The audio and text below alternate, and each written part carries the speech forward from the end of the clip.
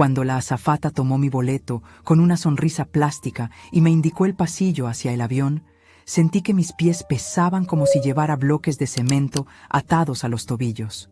No miré atrás. Sabía exactamente lo que vería si volteaba. A Roberto y a Julián, mis dos hijos, fingiendo una tristeza que no sentían, con ese alivio vergonzoso brillando en el fondo de sus pupilas. Me llamo Clemencia. Tenía 74 años en ese momento, y aquel día comprendí que la traición más dolorosa no viene de los enemigos, sino de aquellos a quienes amamantaste y protegiste del frío.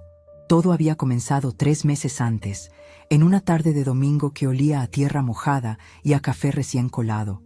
Era una de esas tardes grises en la capital, donde la lluvia golpeaba los cristales de mi vieja casona con insistencia. Yo estaba en la cocina, terminando de secar unos platos de cerámica que habían pertenecido a mi madre, cuando Roberto, el mayor, entró con esa postura rígida que adoptaba cuando traía malas noticias o negocios turbios entre manos. Julián venía detrás, siempre a la sombra de su hermano, con la mirada clavada en sus propios zapatos. «Mamá, tenemos que hablar», dijo Roberto, sentándose en la cabecera de la mesa de madera maciza, el lugar que había sido de mi difunto esposo, Rogelio. Me sequé las manos en el delantal bordado y me senté frente a ellos. El silencio que siguió fue espeso, cargado de una tensión eléctrica que me erizó la piel de los brazos. Noté que Julián jugueteaba nerviosamente con el salero de cristal. «Estamos preocupados por ti, vieja», comenzó Roberto, usando ese tono condescendiente que se usa con los niños pequeños o con los enfermos mentales. «Esta casa es demasiado grande. Las escaleras son peligrosas, el mantenimiento es costoso. Y tú, bueno, ya no estás para estos trotes». «Estoy perfectamente bien, Roberto», respondí con voz firme, aunque por dentro el corazón me latía desbocado. «Subo y bajo esas escaleras 10 veces al día. Cuido mi jardín. Cocino mi propia comida. Por ahora», intervino Julián, casi en un susurro, como si recitara un guión aprendido. «Pero mamá, la semana pasada olvidaste dónde pusiste las llaves». «Todo el mundo pierde las llaves, Julián», exclamé, sintiendo cómo el calor subía a mis mejillas. «Tienes 40 años y pierdes tu billetera cada mes». Roberto suspiró, ese suspiro teatral que indicaba que su paciencia se agotaba. Sacó de su maletín de cuero un folleto brillante y lo deslizó sobre la mesa hacia mí. En la portada, una pareja de ancianos sonreía frente a un lago, con una tipografía cursiva que rezaba: «Residencia Los Sauces, tranquilidad y paz en el interior». «No es un asilo, mamá», se apresuró a decir Roberto al ver mi cara de espanto. «Es una comunidad de retiro. En el interior, lejos del caos de la ciudad, del smog, del ruido. Es un lugar exclusivo. Julián y yo hemos movido cielo y tierra para conseguirte una plaza allí. Es tranquilo. Hay enfermeras las 24 horas, jardines inmensos.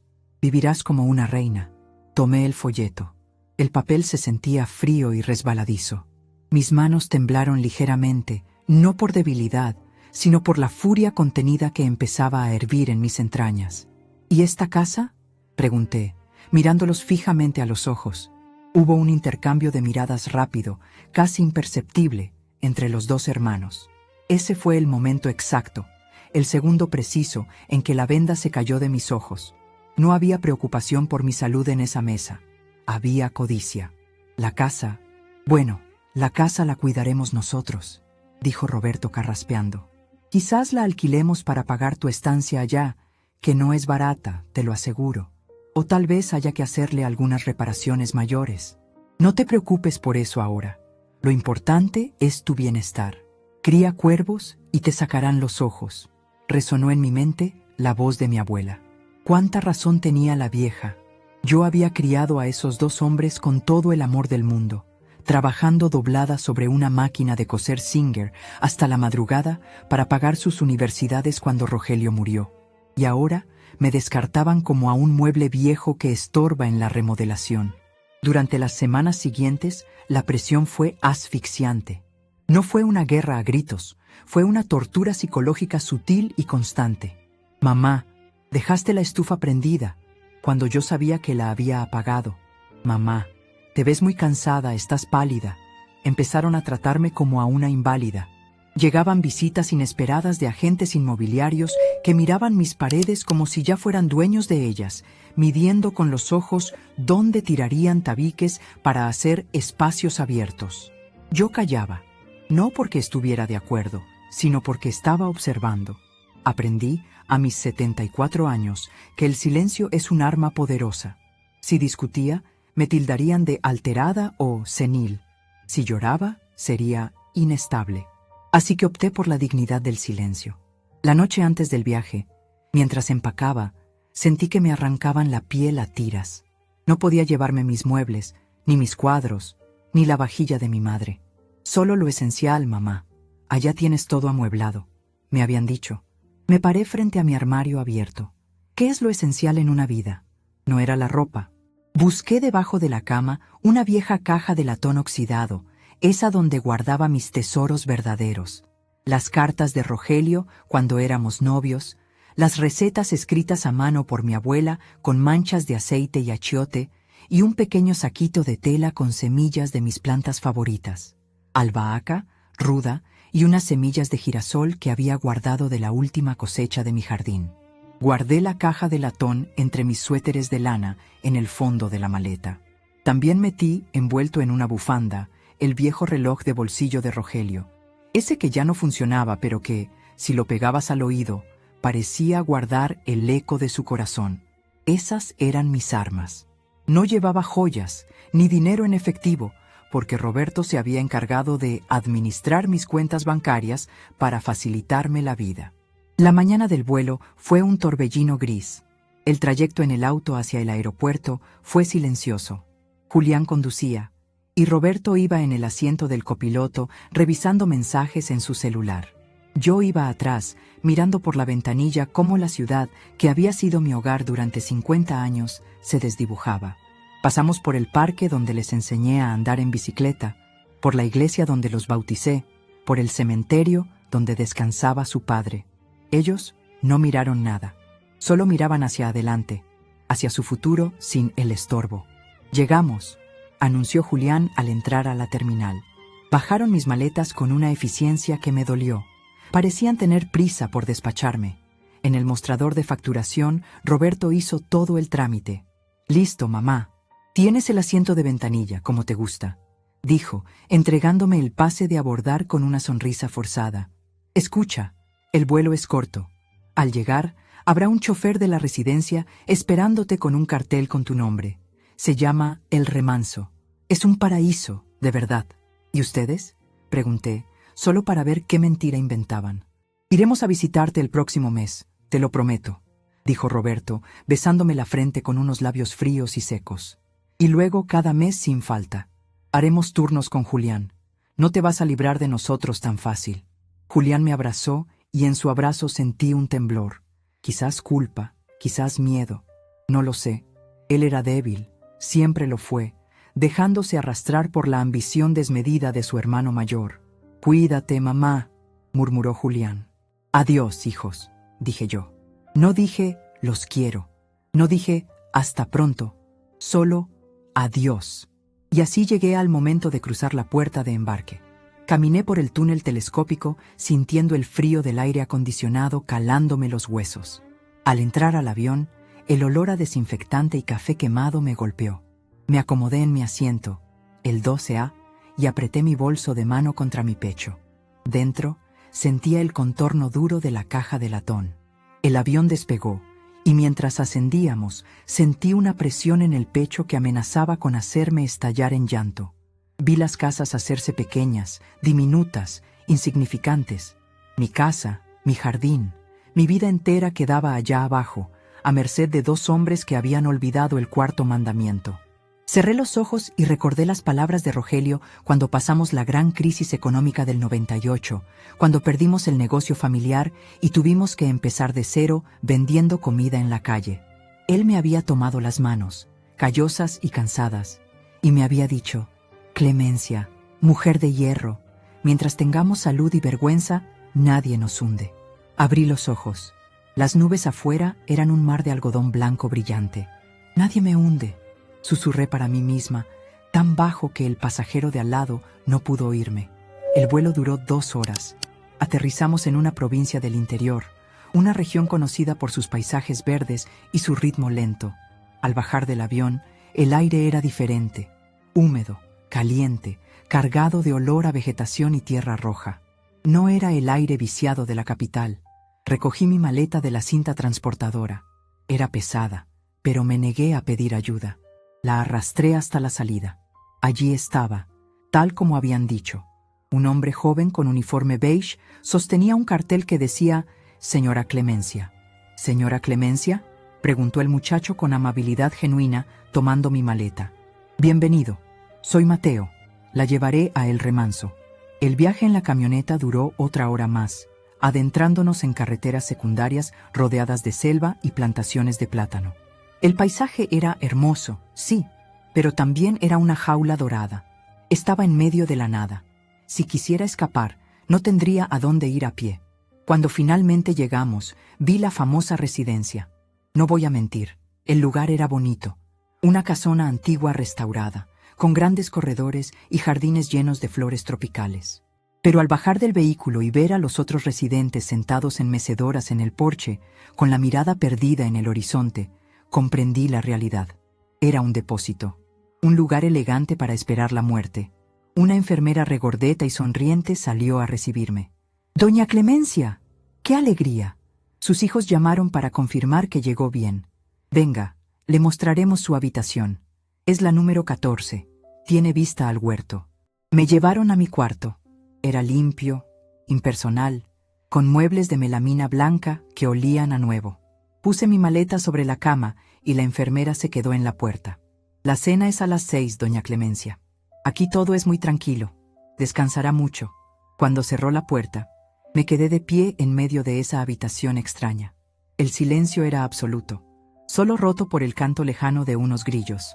Me acerqué a la ventana. La vista daba, efectivamente, a un huerto algo descuidado y, más allá, a un muro de piedra que delimitaba la propiedad. Abrí mi maleta y saqué la foto de Rogelio. La puse en la mesita de noche. Luego saqué la caja de latón. Me senté en el borde de la cama. El colchón era demasiado blando. No era mi cama. No era mi casa. Sentí una lágrima solitaria rodar por mi mejilla, caliente y salada. La dejé caer. Sería la única. Mis hijos pensaban que me habían enviado aquí a marchitarme. Pensaban que, lejos de mi entorno, mi mente acabaría de romperse y yo me convertiría en esa anciana dócil que firma papeles sin leer y olvida su propio nombre. Pensaban que el silencio del campo apagaría mi voz. Qué poco conocían a su madre. Me levanté y fui al baño. Me lavé la cara con agua fría. Me miré al espejo. Las arrugas estaban ahí, sí, marcando cada risa y cada llanto de 7 décadas. El pelo blanco estaba un poco despeinado por el viaje, pero los ojos, mis ojos negros, seguían teniendo el mismo brillo desafiante que tenía cuando enfrenté a los acreedores hace 20 años. «¿Tranquilo?», dije en voz alta, probando mi voz en esas 4 paredes. Ya veremos, esa primera noche no dormí. Me quedé escuchando los sonidos de la casa, los pasos de las enfermeras en el pasillo, el zumbido de la nevera en la cocineta. Mi mente, lejos de apagarse, empezó a trabajar a una velocidad que no experimentaba hacía años. Analicé la situación con la frialdad de un general en el campo de batalla. Me habían quitado mi casa, me habían quitado mi rutina, me habían apartado de mis amistades, me habían desterrado con una promesa de visitas mensuales que yo sabía, en lo más profundo de mis huesos, que no cumplirían. Pero cometieron un error fatal. Me subestimaron. Ellos vieron a una anciana frágil. Yo sabía que era una sobreviviente. Al amanecer, cuando los primeros rayos de sol se colaron por las cortinas baratas, ya no sentía tristeza. Lo que sentía era una determinación fría y dura como el acero. Me vestí con mi mejor vestido, me alisé el cabello y salí al pasillo antes de que nadie más despertara. Caminé hacia el comedor común. Estaba vacío. Me acerqué a una ventana que daba al patio trasero y vi algo que hizo que una sonrisa se dibujara en mi rostro por primera vez en meses. Allá, en el fondo del terreno, había un invernadero abandonado, con los vidrios sucios y la estructura cubierta de enredaderas. Mis hijos me habían enviado al interior para que no molestara. Me dijeron que aquí encontraría paz. Lo que no sabían es que la paz no era lo que yo buscaba. Yo buscaba un propósito, y al ver ese invernadero ruinoso, supe que acababa de encontrar mi trinchera. Ellos pensaron que este era el final de mi historia. No tenían ni la menor idea de que apenas estaba escribiendo el prólogo de mi renacimiento. Me senté en una de las mesas del comedor, esperando el café, con la espalda recta y la barbilla en alto. Cuando la enfermera de turno entró, sorprendida de verme levantada tan temprano, la saludé con una voz clara y potente. «Buenos días, señorita. Necesito hablar con la directora del lugar. Tengo algunas ideas sobre ese huerto que tienen allá afuera». La caída había terminado. El ascenso estaba a punto de comenzar. Los días en El Remanso no pasaban. Se arrastraban como babosas sobre una hoja de lechuga. La rutina del lugar estaba diseñada para anestesiar el alma. Desayuno a las 8, caminata asistida a las 9, siesta a las 2, cena a las 6 y silencio sepulcral a las 8. Para la mayoría de los residentes, aquello era el vestíbulo del cielo, una sala de espera acolchada donde la única aspiración era no caerse en la ducha. Pero para mí, Clemencia, cada hora de inactividad era una cucharada de veneno. Durante las primeras 2 semanas, fingí una docilidad que me quemaba la garganta. Me tomaba las pastillas de colores que la enfermera me daba en un vasito de plástico, esas que supuestamente eran para la presión y el ánimo. Sin embargo, mi cuerpo, sabio como madera vieja, me dio la primera señal de alerta. A la media hora de ingerirlas, sentía una neblina espesa en la mente, una pesadez en la lengua que me impedía articular pensamientos complejos. Fue una mañana de martes, mientras observaba a un colibrí intentar sacar néctar de una flor de plástico en la recepción, cuando la sospecha se convirtió en certeza. Aquellas pastillas no eran vitaminas, eran mordazas químicas. Roberto y Julián no solo querían alejarme, querían apagarme. Querían que la demencia que inventaron se hiciera realidad por la vía farmacológica. Esa misma noche, inicié mi rebelión silenciosa. Cuando la enfermera de turno nocturno, una muchacha joven y despistada llamada Solange, me dio el vasito, fingí tragar. Escondí las píldoras bajo la lengua, con el sabor amargo disolviéndose lentamente, y esperé a que se fuera. Luego, escupí el veneno en una maceta con una planta medio muerta que tenía en el baño. Lo hice cada noche, religiosamente. Al tercer día de no tragar esa inmundicia, la niebla se disipó. Mis pensamientos volvieron a ser afilados como cuchillos de carnicero. Recordé números de teléfono, nombres de calles, recetas complejas y, sobre todo, recordé quién era yo antes de que mis hijos decidieran que era un estorbo. Con la mente clara, puse en marcha la segunda parte de mi plan, el invernadero. Aquella estructura de vidrio sucio y madera podrida que había visto desde mi ventana se convirtió en mi santuario y mi coartada. Convencí a la directora, una mujer llamada Magda que vivía agobiada por los costos de mantenimiento, de que me dejara entretenerme allí. «Doña Clemencia, eso está lleno de escombros, es peligroso», me había dicho, ajustándose las gafas. «Más peligroso es tener a una mujer como yo aburrida mirando las paredes, Magda», le respondí con una sonrisa que no llegaba a mis ojos. «Además, si recupero ese huerto, tendrán verduras frescas gratis para la cocina. Piénselo, ahorro en el presupuesto». La palabra ahorro fue la llave maestra. Me dieron guantes, herramientas viejas y carta blanca. Pasé el primer mes limpiando. Arranqué malas hierbas con una furia que no era agrícola, sino personal. Cada raíz que extraía de la tierra dura era como arrancar el dolor que mis hijos me habían sembrado en el pecho. Limpié los vidrios uno por uno hasta que el sol del interior inundó el espacio.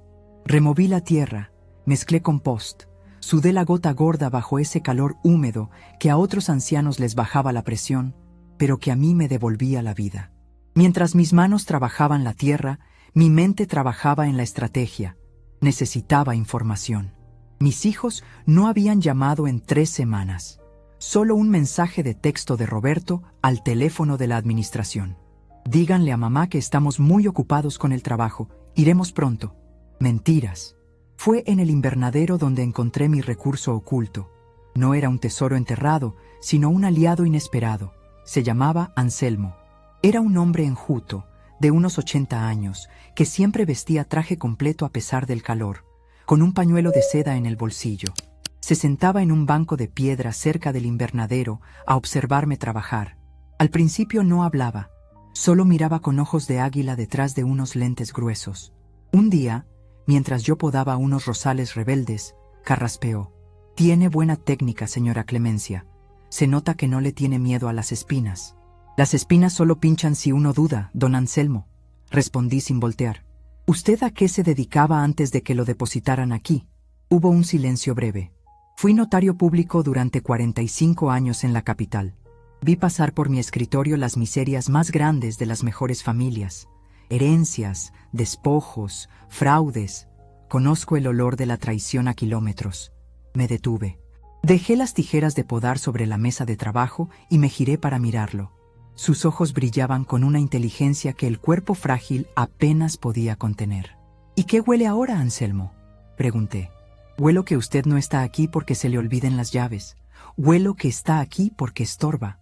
Y huelo que está tramando algo, porque nadie limpia vidrios con esa rabia si no está planeando ver algo con claridad a través de ellos». Sonreí. Por primera vez en meses, sonreí de verdad. «Necesito un abogado, Anselmo, o al menos la mente de uno». Esa tarde, sentados entre sacos de fertilizante y olor a tierra mojada, le conté todo. Le hablé de la casa, de la manipulación de Roberto, de la debilidad de Julián, de la firma de poderes que me habían obligado a hacer bajo presión emocional años atrás para gestionar trámites menores. Anselmo escuchó con los ojos cerrados, asintiendo levemente. «El poder general de administración es peligroso, Clemencia», dijo con voz rasposa. «Pero hay algo que los hijos codiciosos siempre olvidan. La ley protege el techo del anciano si se sabe invocar el artículo correcto. Dígame, ¿la casa estaba a nombre de los dos, de usted y su difunto esposo?» «Sí, y nunca hicimos la sucesión formalmente. Simplemente seguimos viviendo allí». «Ah». Anselmo abrió los ojos y una chispa maliciosa los iluminó. «Eso complica las cosas para ellos. Sin la sucesión cerrada y sin su firma presencial, no pueden vender legalmente, a menos que la declaren interdicta, incapaz mentalmente. Si un juez dictamina que usted no tiene facultades, su hijo mayor, como curador, puede firmar por usted». Sentí un frío helado en el estómago. Las pastillas, el aislamiento, todo encajaba. Estaban construyendo el escenario de mi locura para presentarle la obra al juez. «Necesito saber qué están haciendo», dije, apretando los puños. «Necesito ver mis cuentas, el registro de la propiedad, pero no tengo teléfono inteligente. Me lo quitaron diciendo que me confundía». Anselmo sacó de su bolsillo interior un teléfono moderno, de esos que parecen una tableta pequeña. «Mi nieta me lo regaló. Piensa que lo uso para jugar solitario. Pero tiene internet, y yo todavía tengo mis claves de acceso al registro público notarial. Los viejos notarios nunca nos desconectamos del todo, Clemencia. Es un vicio».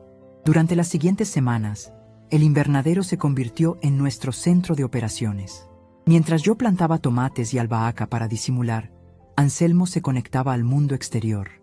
Aprendí a usar la pantalla táctil con mis dedos callosos. Descubrí que la tecnología no era difícil. Lo difícil era tener la paciencia para entenderla. Y paciencia era lo que me sobraba. Lo que encontramos nos heló la sangre. En el registro de la propiedad, mi casa, mi casona de toda la vida, aparecía con una anotación preventiva de venta. Había una promesa de compraventa, firmada hace 2 semanas. El comprador era una constructora conocida por demoler barrios antiguos para hacer torres de apartamentos. Pero lo más grave no fue eso. Anselmo, usando sus viejos contactos y un par de llamadas discretas que hizo fingiendo ser su antiguo socio, descubrió que había un expediente médico abierto a mi nombre en una clínica privada de la capital. Un psiquiatra que yo jamás había visto en mi vida había firmado un diagnóstico preliminar: demencia senil avanzada y episodios de agresividad. «Me están matando en vida, Anselmo», susurré, viendo la pantalla del teléfono. Las letras bailaban ante mis ojos llenos de lágrimas de rabia. «Me están borrando». «Todavía no», dijo Anselmo, poniendo su mano huesuda sobre mi hombro. «El juicio de interdicción está programado para dentro de 2 meses. Necesitan ese fallo para cerrar la venta, porque el notario de la constructora debió exigir su firma o la sentencia judicial. Tienen prisa, Clemencia, y la prisa es la madre del error. Me sequé las lágrimas con el dorso de la mano sucia de tierra. Esa mujer que lloraba por sus hijos ingratos ya no existía. La Clemencia que estaba allí, parada entre los almácigos brotando, era otra cosa, era raíz dura. ¿Qué hacemos?, pregunté. Usted necesita una prueba de vida, una prueba de cordura irrefutable, y necesita dinero. Sin dinero no movemos papeles. Sonreí. El dinero no es problema, Anselmo. ¿Pero no dijo que ellos controlan sus cuentas? Controlan las cuentas que ellos conocen. Esa noche, en la soledad de mi cuarto, saqué la caja de latón de debajo de mis suéteres. Saqué las cartas de Rogelio, las semillas y el viejo reloj de bolsillo. Tomé el reloj. Con una uña, forcé la tapa trasera, esa que nadie abre nunca. Allí, doblado en un cuadrado minúsculo hasta parecer un sello postal, había un papel de seda, y debajo del forro de terciopelo de la caja, palpé lo que había guardado el día del entierro de Rogelio. No eran millones, pero eran 3 láminas de oro puro que mi esposo había comprado en la crisis del 98, por si acaso el papel moneda se vuelve basura. Y un anillo con un diamante que había pertenecido a mi bisabuela, una joya que nunca usé y que jamás mostré a mis hijos para que no la malvendieran en sus caprichos de juventud. Tenía el capital, tenía al estratega y tenía la voluntad. Al día siguiente, tracé el plan. No podía confrontarlos por teléfono. Si sabían que yo sabía, acelerarían el proceso o vendrían a buscarme para encerrarme en un lugar peor. Uno donde no hubiera un Anselmo ni un invernadero. Tenía que dejar que se confiaran. Tenía que dejar que creyeran que su plan funcionaba a la perfección. Magda, le dije a la directora esa tarde, llevándole una cesta con los primeros rábanos cosechados. Estoy tan feliz aquí. Tenían razón mis hijos. Este aire me ha curado los nervios. Magda sonrió, aliviada. Me alegra tanto escuchar eso, doña Clemencia. Justo su hijo Roberto llamó hace un rato. Preguntó cómo estaba. ¿Y qué le dijo?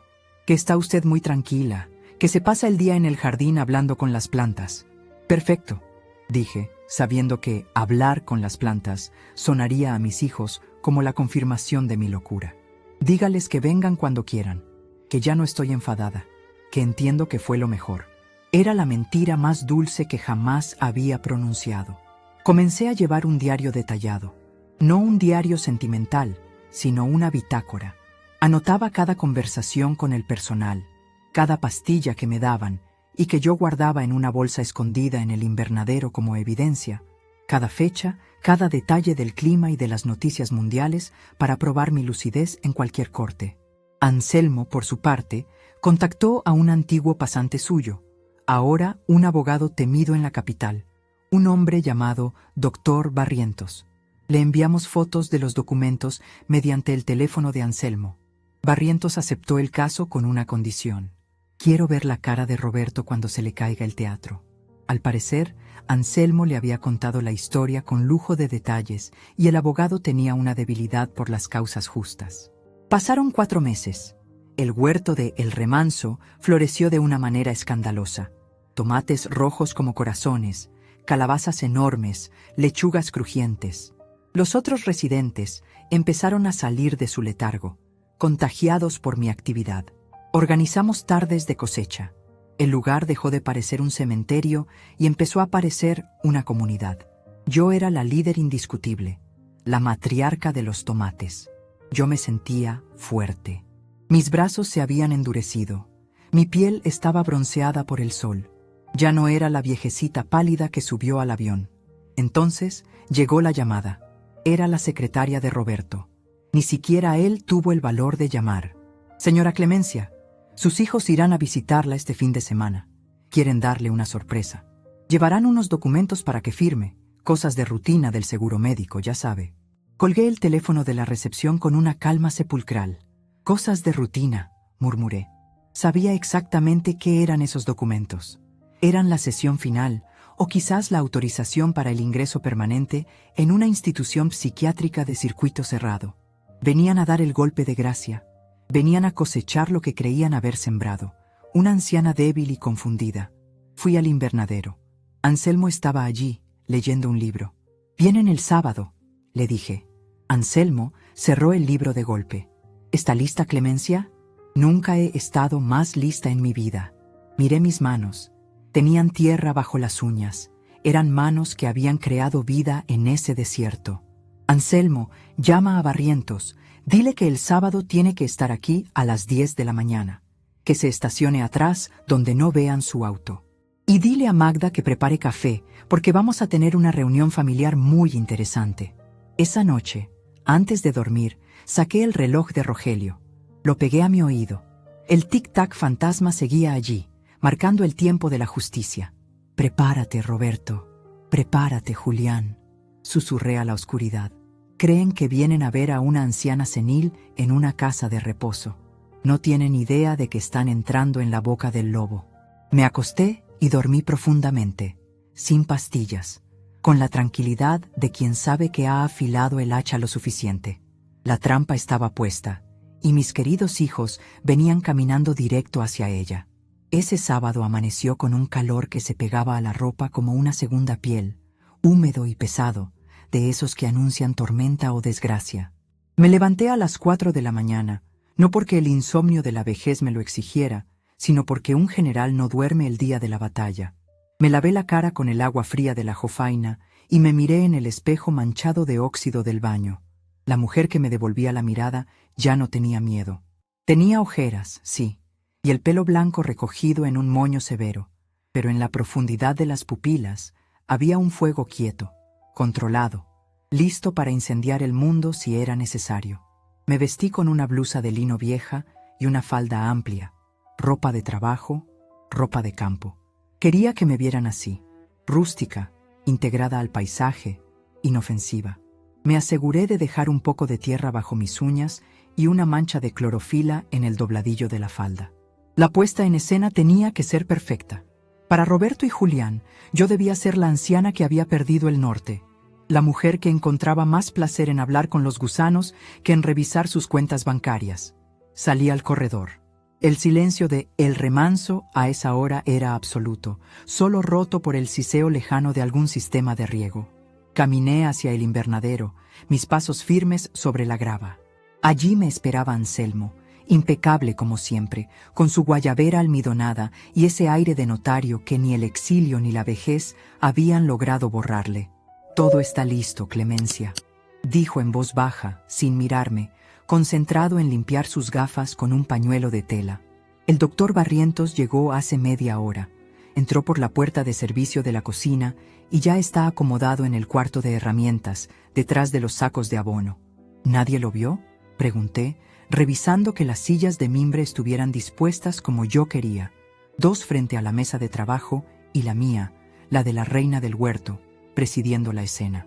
Solo Magda, y Magda, bendita sea, entiende que hoy es día de justicia divina.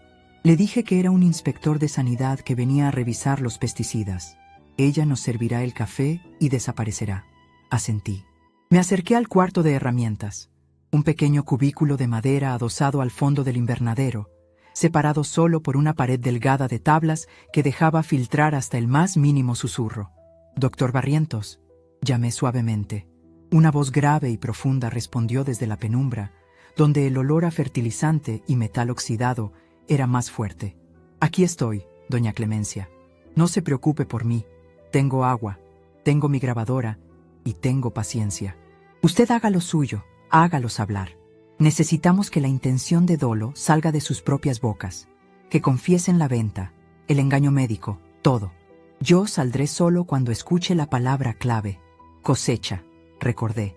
«La palabra es cosecha». «Entendido. Suerte, señora. Hoy recupera su vida».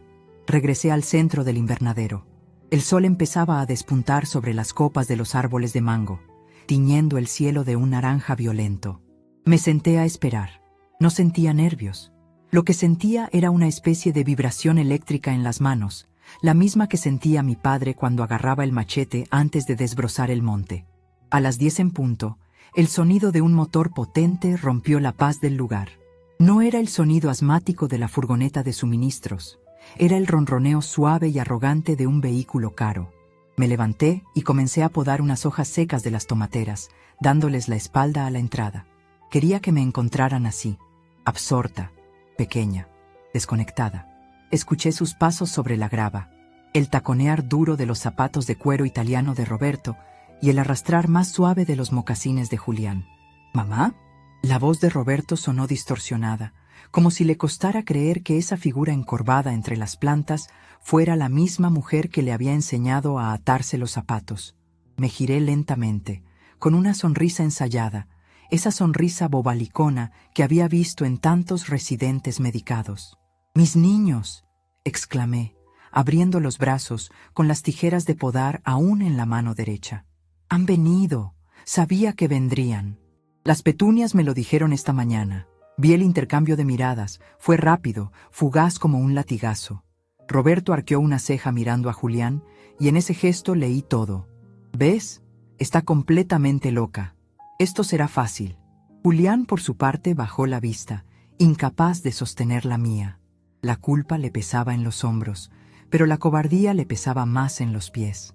«Hola, vieja», dijo Roberto, acercándose para darme un beso al aire, sin tocar mi piel, como si la vejez fuera contagiosa. «Te ves diferente, muy campestre». «Es el aire, Roberto. El aire aquí tiene vitaminas», dije soltando una risita aguda. «Vengan, siéntense. Miren mis tomates, son gigantes, mucho más grandes que los problemas, ¿verdad?».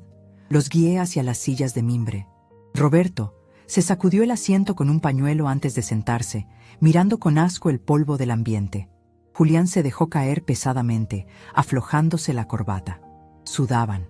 El calor del invernadero, amplificado por los vidrios, era sofocante para ellos, acostumbrados al aire acondicionado de sus oficinas de cristal. Para mí, era un útero cálido. «No tenemos mucho tiempo, mamá», cortó Roberto, yendo directo al grano, como siempre. «El vuelo de regreso sale en 4 horas y el camino hasta este agujero es largo». «Oh, qué lástima», suspiré acariciando una hoja de albahaca. «Pensé que se quedarían a almorzar. Magda iba a preparar sancocho». «No, gracias», dijo Julián rápidamente, con una mueca de repulsión. «Mamá, vinimos porque hay unos trámites pendientes, cosas aburridas». «¿Trámites?», pregunté, abriendo mucho los ojos, fingiendo inocencia. «Pero si yo ya no tengo trámites, hijo. Aquí no uso dinero. Aquí solo uso semillas». Roberto sacó una carpeta de cuero de su maletín.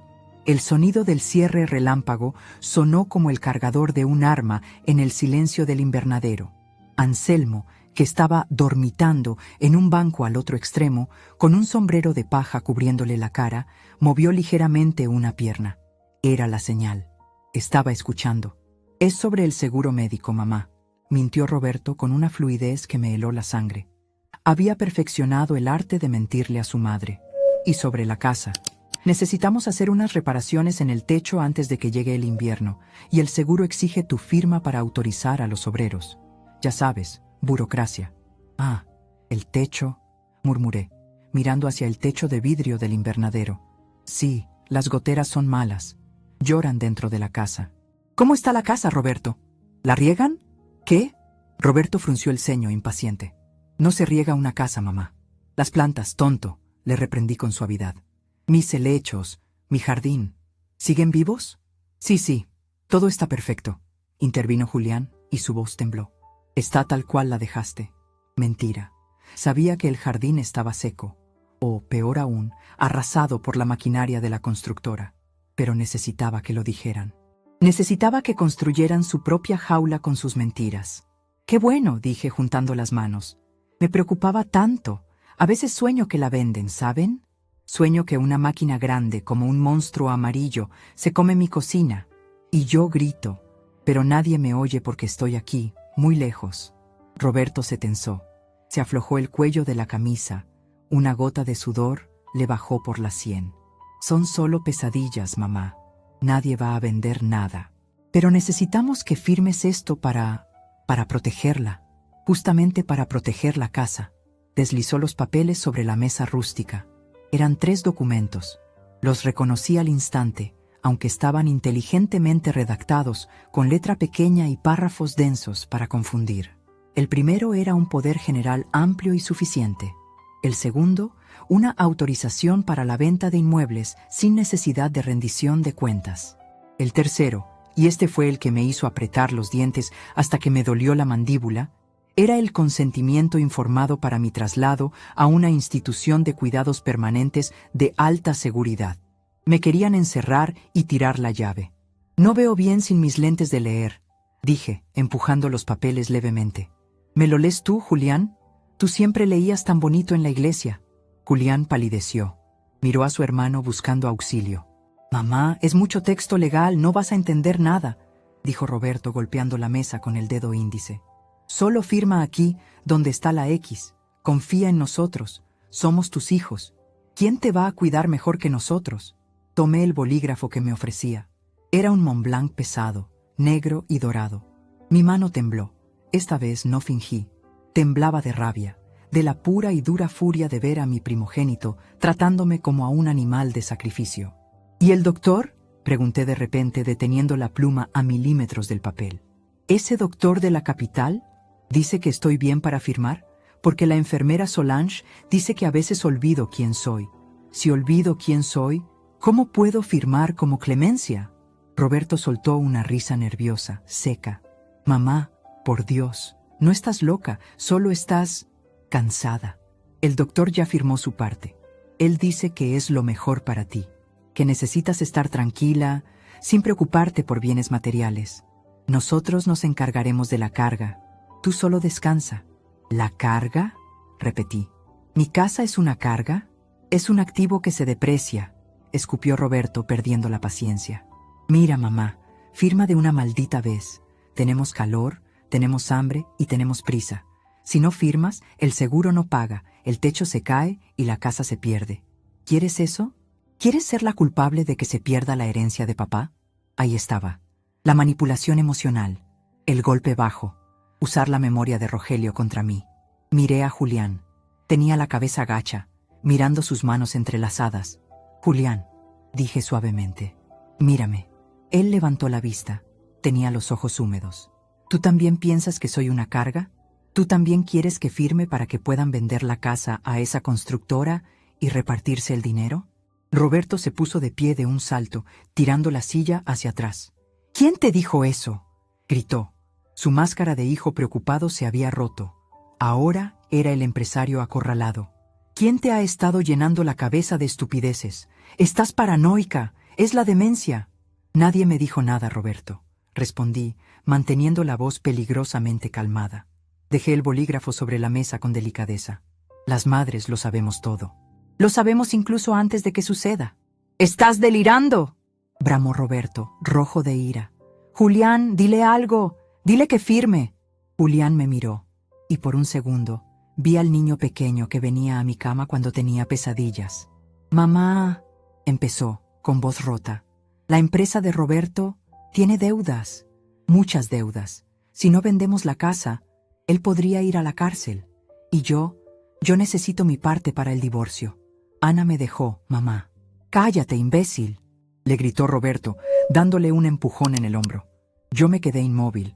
El dolor de la confesión de Julián me atravesó el pecho, pero no era momento para el consuelo. Era momento para la cirugía.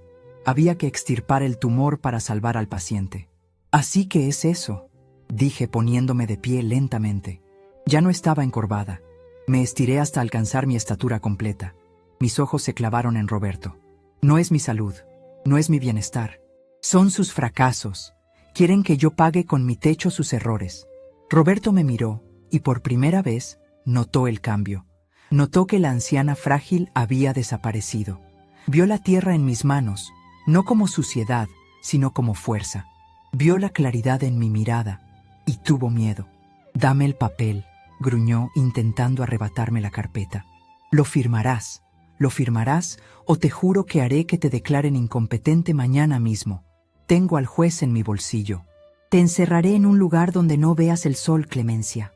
Te lo juro. ¿Me amenazas, hijo?, pregunté, sintiendo cómo la adrenalina me enfriaba la sangre. Te prometo un futuro muy oscuro si no cooperas, dijo él, acercándose a mí de manera intimidante. Sonreí. Fue una sonrisa triste, pero llena de una victoria amarga. Ya tenía lo que necesitaba. Habían confesado la deuda, la intención de venta, la coacción y la amenaza directa. Miré hacia el fondo del invernadero, hacia la pared de madera del cuarto de herramientas. Creo que ya hemos escuchado suficiente sobre sus planes, Roberto. Es hora de recoger los frutos de lo que han sembrado. ¿De qué diablos hablas?, preguntó Roberto, mirando a su alrededor, confundido. Tomé aire, llenando mis pulmones con el olor a tierra húmeda y a justicia. Hablo de la cosecha, dije con voz firme y clara. El silencio que siguió a esa palabra duró apenas un segundo, pero pareció eterno. Fue el silencio que precede a la explosión, el instante en que el mecanismo la trampa se libera y el metal chasquea. Roberto y Julián se miraron, sin entender, pero entonces escucharon el sonido de una puerta de madera abriéndose al fondo del invernadero, unos pasos pesados sobre la grava. Yo no me moví. Me quedé de pie, frente a mis hijos, como un roble antiguo que ha resistido todos los huracanes, esperando ver cómo sus rostros se descomponían al comprender que la vieja loca del huerto les había tendido la emboscada perfecta. La ejecución silenciosa había terminado. Ahora venía el ruido. El sonido de la puerta del cuarto de herramientas abriéndose fue seco, como el chasquido de una rama muerta al partirse bajo el peso de un caminante. Roberto y Julián se giraron al unísono, con los cuellos rígidos, como marionetas a las que alguien les hubiera jalado los hilos con demasiada fuerza. De la penumbra del cobertizo emergió el doctor Barrientos. Era un hombre imponente, de esos que no necesitan levantar la voz para llenar una habitación. A pesar del calor sofocante del invernadero, llevaba su saco colgado del brazo y la camisa impecable, aunque con un leve rastro de sudor en el cuello. Caminó despacio, con la seguridad de quien pisa un tribunal y no un huerto, y colocó una pequeña grabadora digital sobre la mesa rústica, justo al lado de la carpeta de cuero de Roberto.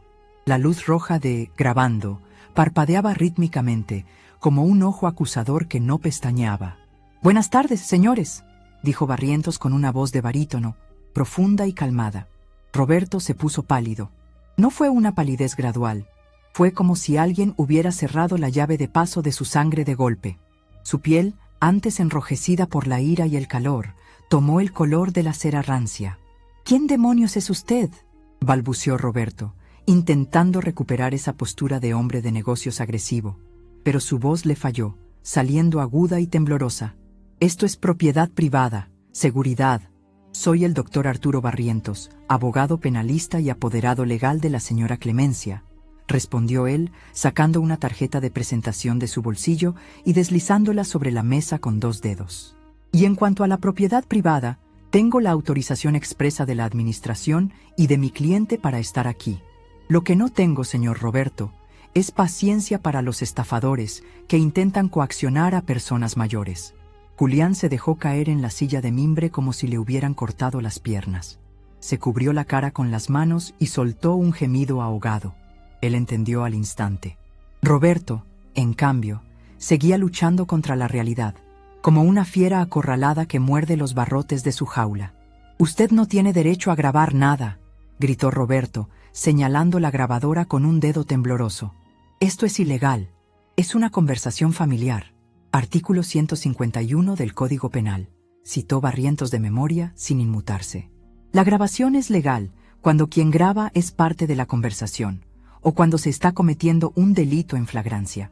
Y créame, lo que acabo de escuchar, señaló el aparato, encaja perfectamente en la definición de extorsión, violencia psicológica y tentativa de despojo. Te prometo un futuro muy oscuro. ¿No fue eso lo que dijo hace un minuto? El silencio que siguió fue denso, casi irrespirable. El zumbido de una mosca golpeando contra el vidrio del techo parecía el sonido de un helicóptero. Entonces, Anselmo se levantó de su banco. Se quitó el sombrero de paja con una lentitud deliberada, se ajustó la guayabera y caminó hasta situarse al lado de Barrientos. «¿Y yo?», dijo Anselmo con su voz rasposa de fumador antiguo. «Soy Anselmo Torres, notario público jubilado, con registro número 42, y doy fe, en calidad de testigo presencial, de la lucidez absoluta de la señora Clemencia y de la coacción que ustedes acaban de ejercer. Roberto miró a Anselmo, luego a Barrientos y finalmente a mí. Sus ojos iban de un lado a otro, buscando una salida, un argumento, una mentira que pudiera salvarlo, pero no había ninguna.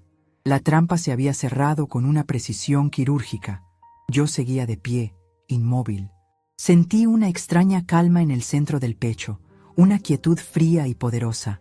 Durante meses había imaginado este momento, había ensayado mis palabras, había visualizado sus caras, pero la realidad superaba cualquier fantasía. Ver el miedo puro en los ojos de mi hijo mayor, ese miedo que nace de saberse descubierto y desnudo, me provocó una mezcla de satisfacción y una tristeza infinita. Caminé despacio hacia la mesa. Mis pasos resonaban firmes en la grava. Ya no fingía cojera, ya no encorvaba la espalda. Me acerqué a Roberto hasta quedar a escasos centímetros de su rostro. Podía oler su colonia cara mezclada con el sudor agrio del pánico. «Siéntate, Roberto», ordené. No fue un grito. Fue una sentencia dicha en voz baja. Él obedeció, casi por instinto, desplomándose en la silla junto a su hermano. Tomé la carpeta de cuero con los documentos que me habían traído para firmar. Los levanté para que los vieran bien. «¿Así que esto es lo que valgo para ustedes?», pregunté, mirándolos a los ojos. «¿Unas firmas? ¿Un techo que vender para tapar los agujeros de sus vicios y sus fracasos? Mamá, por favor, no entiendes», empezó a decir Julián, con la voz rota por el llanto. «Silencio». Mi voz restalló como un látigo, cortando el aire húmedo del invernadero. Los dos saltaron en sus asientos. He callado durante 5 meses. He tragado su desprecio, sus mentiras, sus pastillas para atontarme. He soportado que me traten como a un mueble viejo que estorba en la decoración de sus vidas perfectas. Ahora van a escuchar ustedes. Lancé la carpeta sobre la mesa con desprecio. Los papeles se desparramaron, mostrando las cláusulas de mi encierro.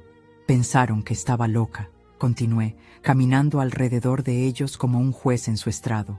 Pensaron que la vieja Clemencia se marchitaría aquí, mirando la pared, esperando la muerte. Pero cometieron el error de olvidar de quién soy hija y de quién fui esposa. Olvidaron que yo levanté esa casa ladrillo a ladrillo con su padre mientras ustedes dormían en cunas de oro.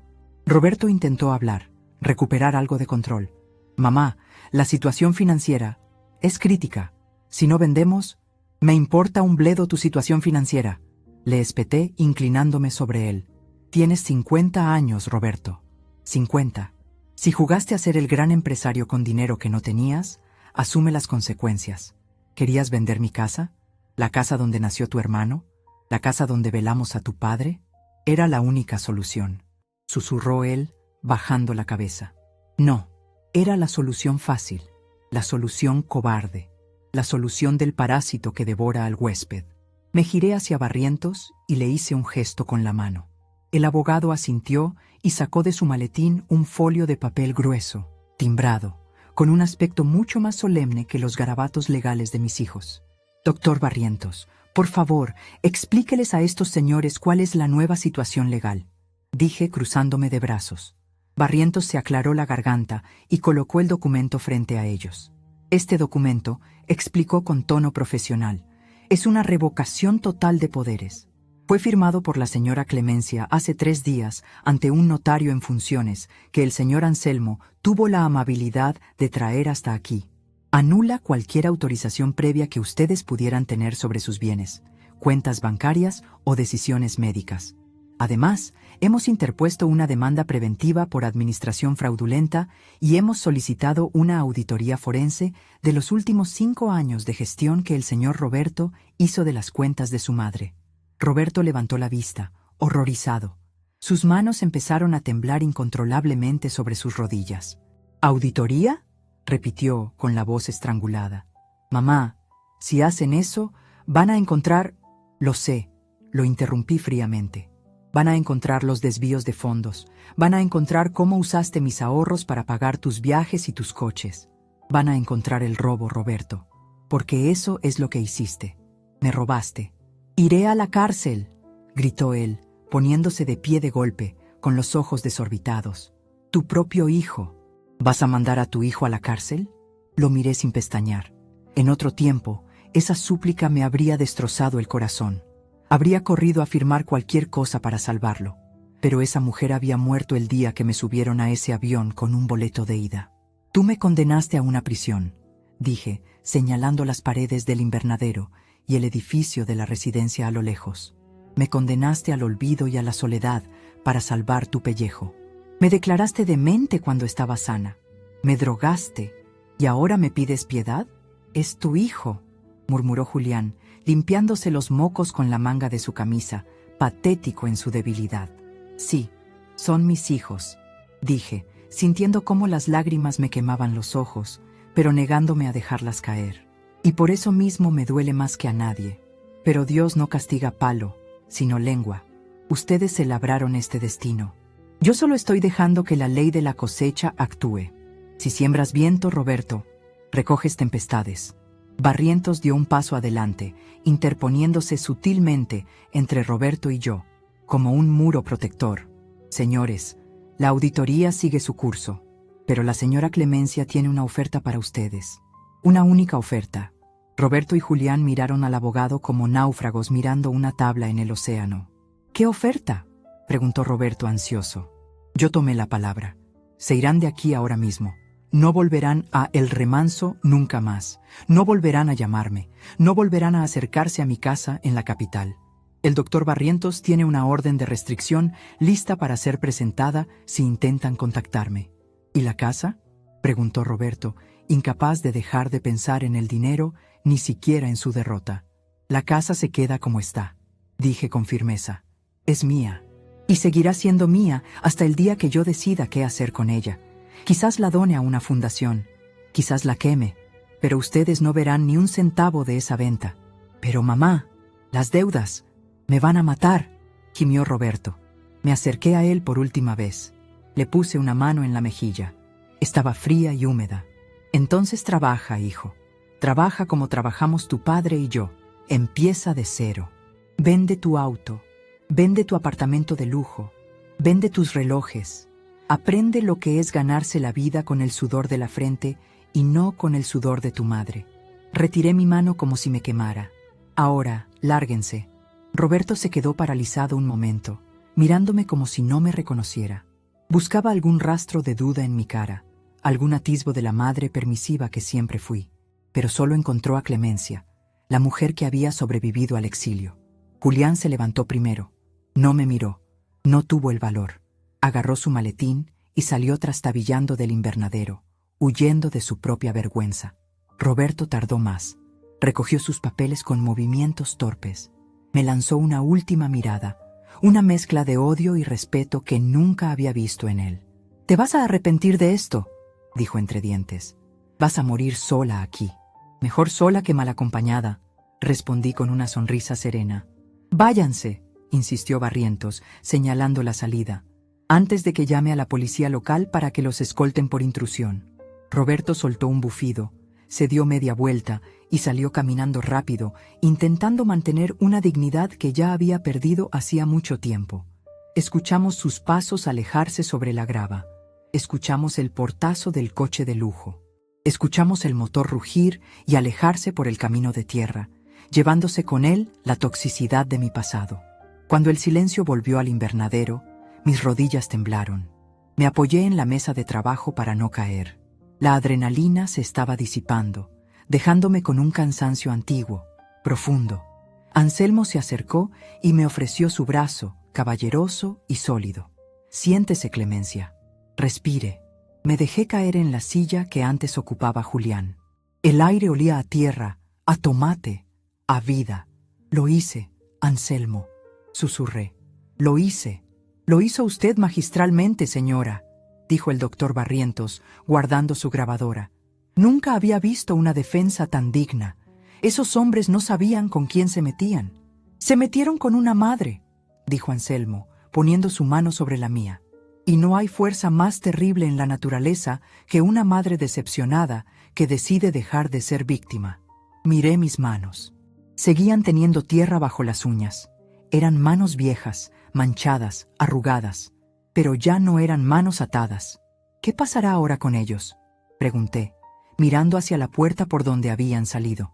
El miedo hará su trabajo, respondió Barrientos. Roberto estará demasiado ocupado tratando de salvarse de sus acreedores como para molestarla. ¿Y Julián?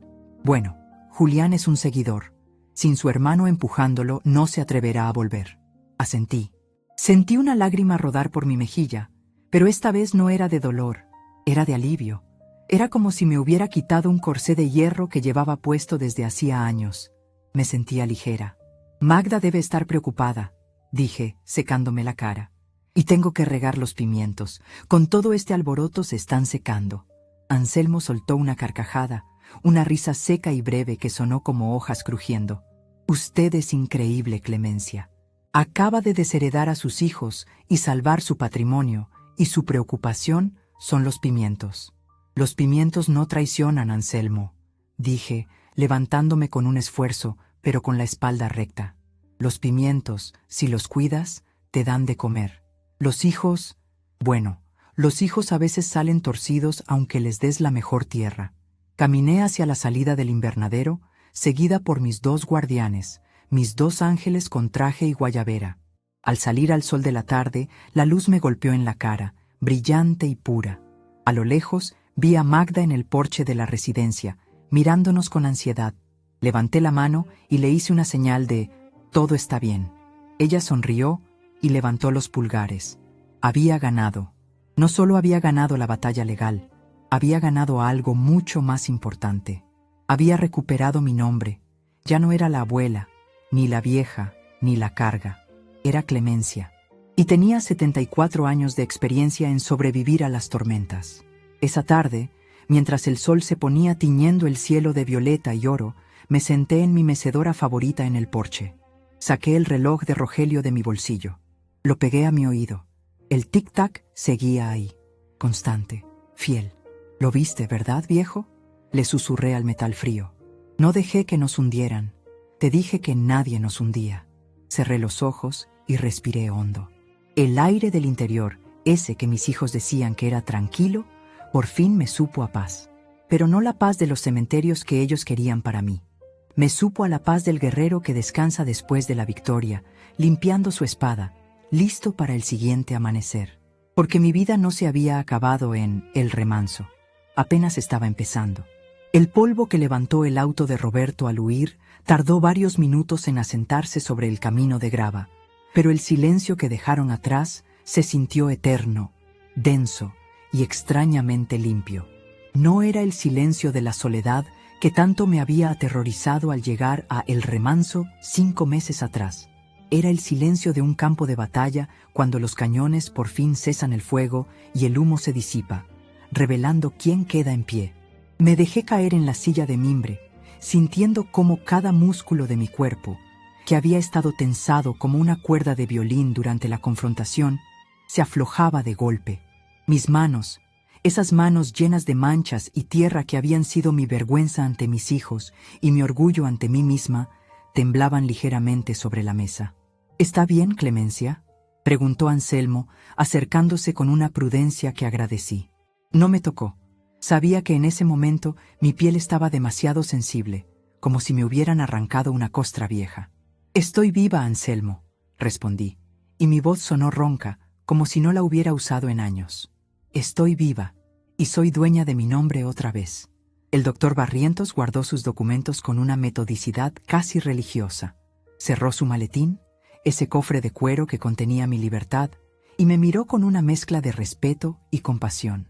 «Lo que acaba de hacer, señora, requiere más valor que el que tienen muchos generales con medallas», dijo el abogado.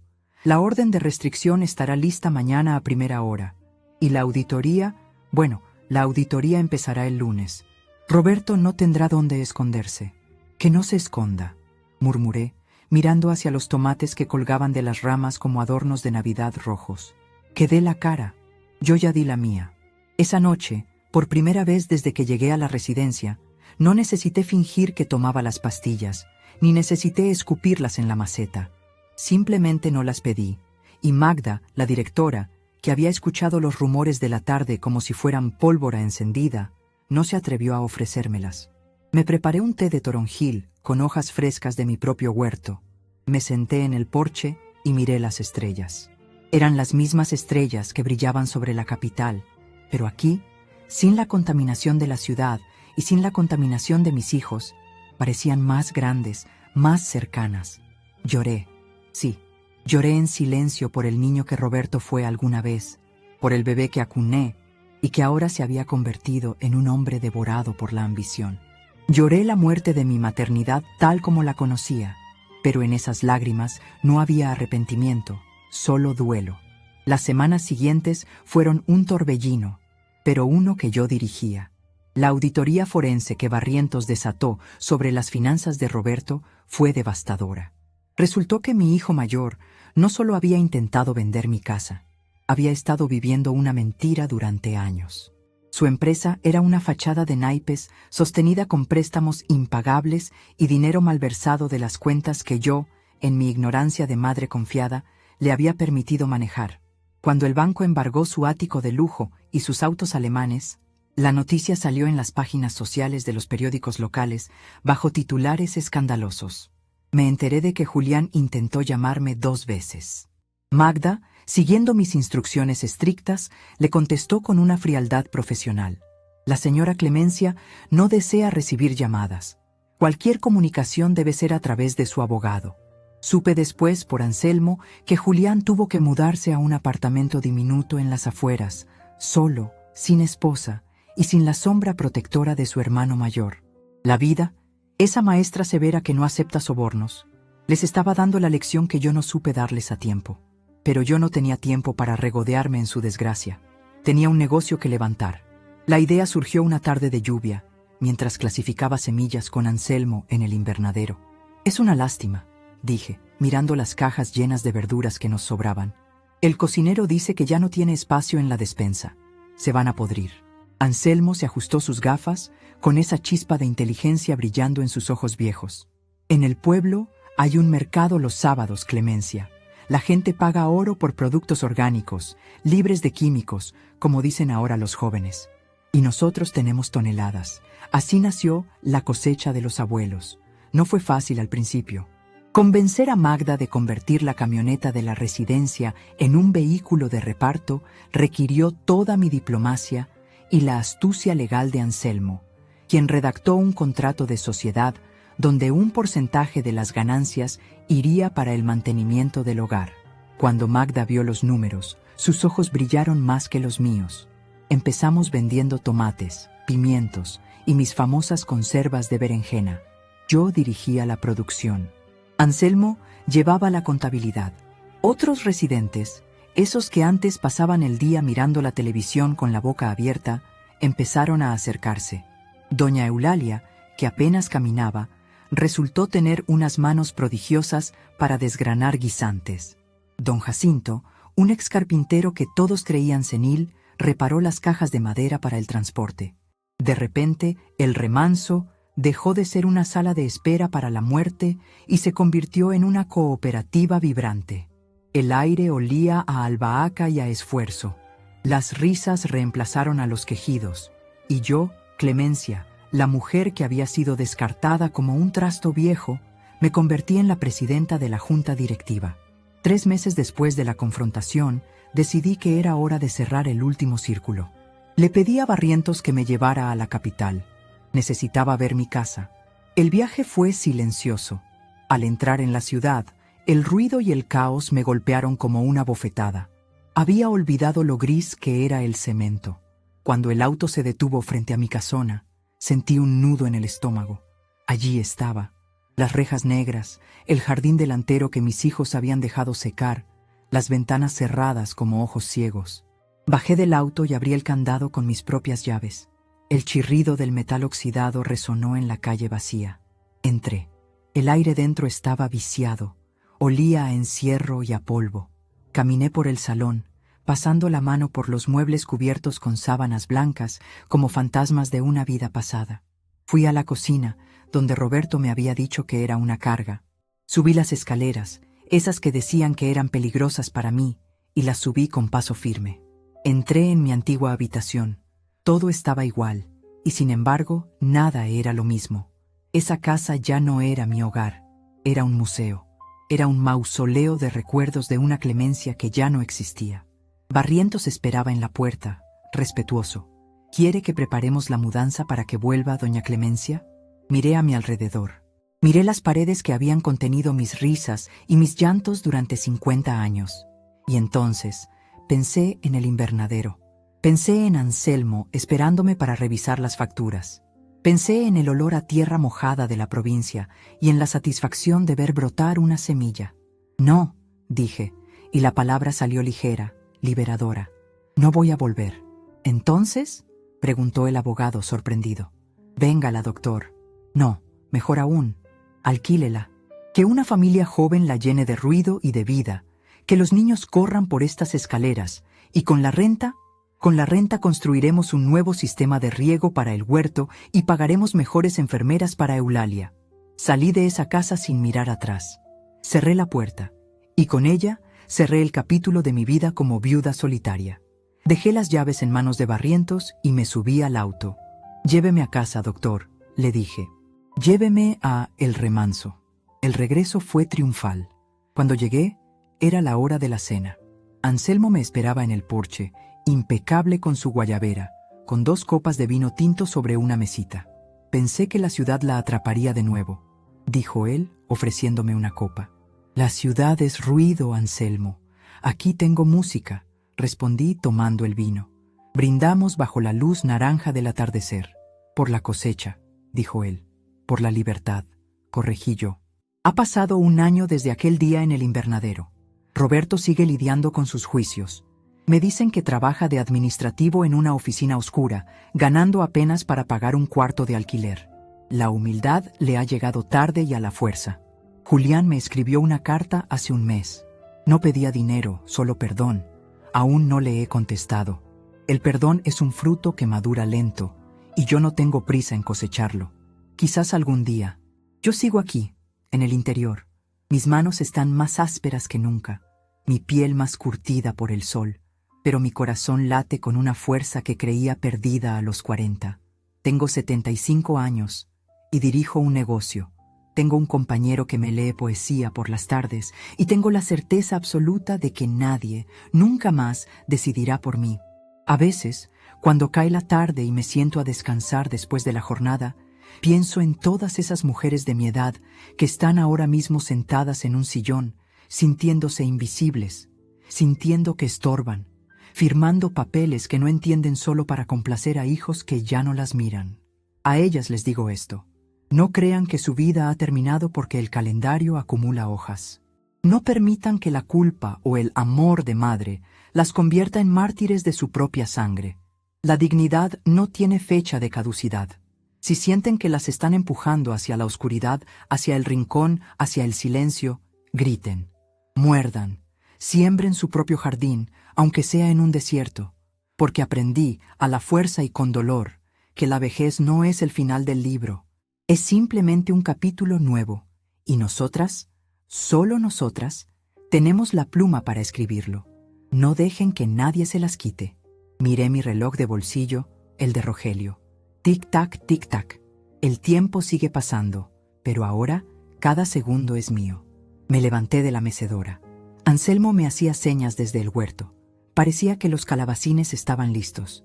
Sonreí, me ajusté el sombrero de paja y bajé las escaleras del porche sin agarrarme del pasamanos. Había mucho trabajo por hacer, y yo tenía toda la energía del mundo.